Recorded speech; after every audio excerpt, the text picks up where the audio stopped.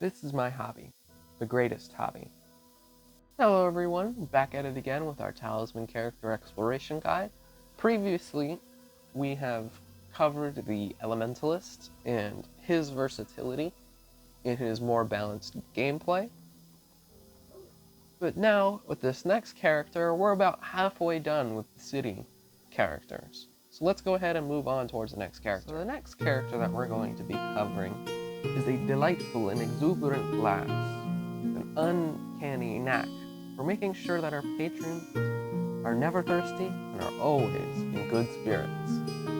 That's right, we're talking about the Tavern Maiden. Get into the Tavern Maid's character card here. So she's got a strength and a craft of 3, which is definitely a bit more balanced in comparison to the other 2 characters we covered. And as we can see here, we've got this little tower logo.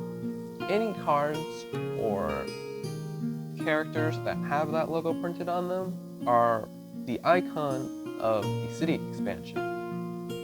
So if it's an expansion that you're not so particularly interested in, then maybe this could be the easiest way when it comes to separation. But let's continue forward a bit with the Tavern Maid and her stats.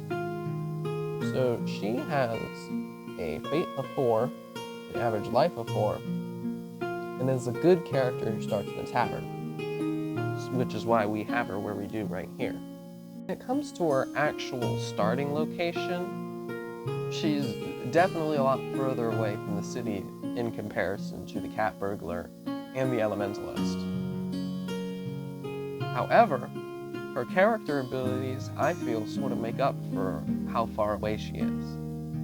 So going into this first character ability,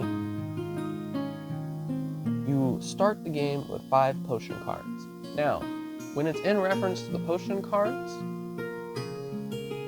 it is this potion deck from the city expansion. So if you aren't playing with the Tavern Maiden,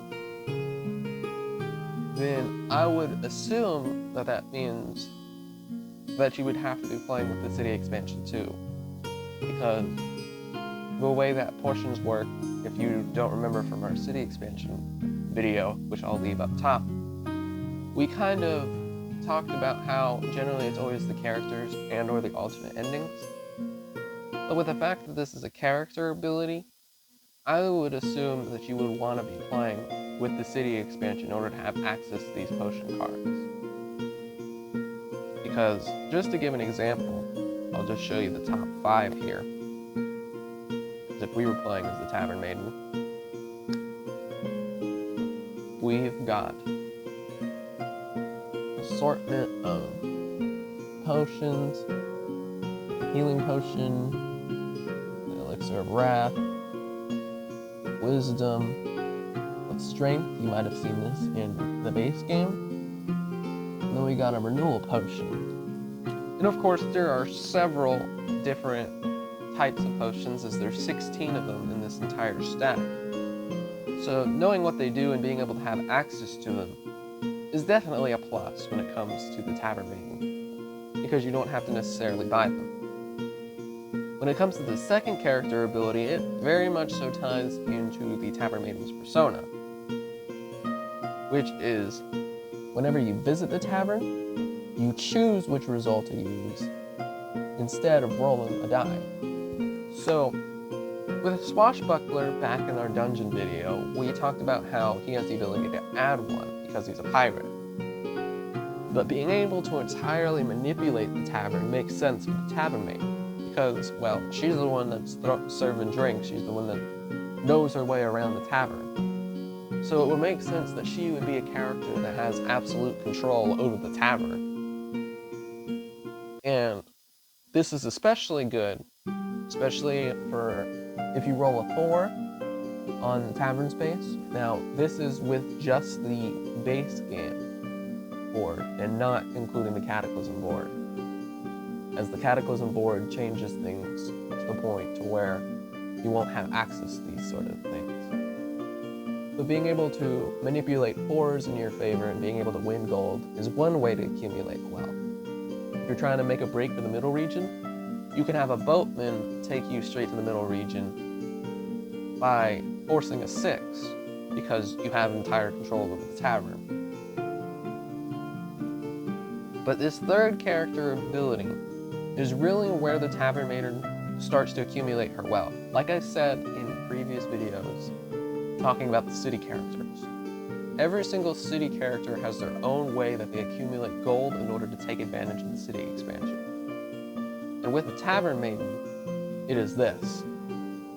If you move into a space that has any characters, you may end your move there and pour them a drink. If there are 2 or more characters, you choose the order in which you encounter them. Characters must give you 1 gold, if able, and roll 1 die.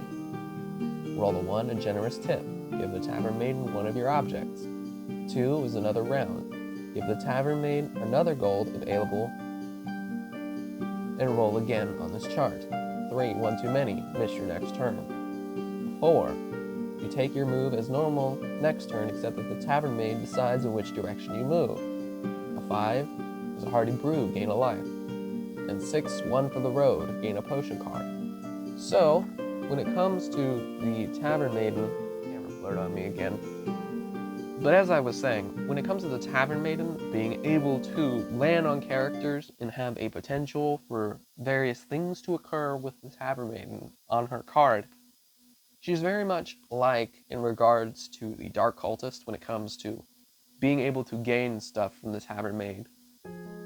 Just like how the Dark Cultist worships the forces of darkness and can gain that sort of thing, if you play your cards right with the Tavern Maid, and you play a little bit aggressive, not so much as to attack other players like you would the Dark Cultist, but more so if you're landing on other characters, if you're passing characters, then you can start taking gold from them.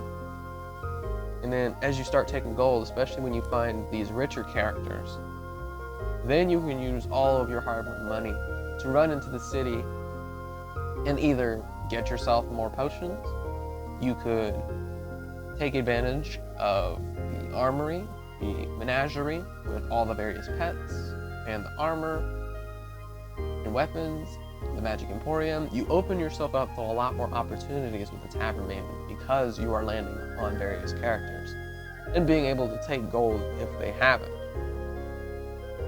So that is definitely a very strong ability that can benefit both parties because you're accumulating gold as other players are rolling. But at the same time, you also got to consider that you are also potentially helping them out. Especially if they start rolling 5s and 6s, where they start gaining health, and then they start gaining potion cards. Then you just got to be careful of what it is that they're gaining. Sure, you could use Dark Fate, if you have the Woodlands expansion, in order to help deviate / throw off course, whatever the role may be. But you just got to pay attention to what it is that characters are frequently rolling.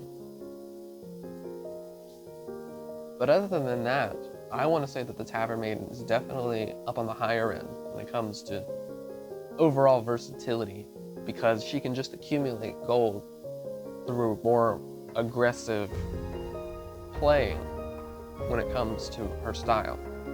But because she's so balanced, and she has potions, and she relies on landing on other players, it becomes more difficult when you have things like the Firelands expansion that are burning the terrain, or if you have things like the Dragon expansion or the Harbinger expansion, where all these harder challenges and the way that the terrain shifts and players might fall into those traps, then it might become more difficult in order to reach them. So there's definitely some weaknesses in that regard.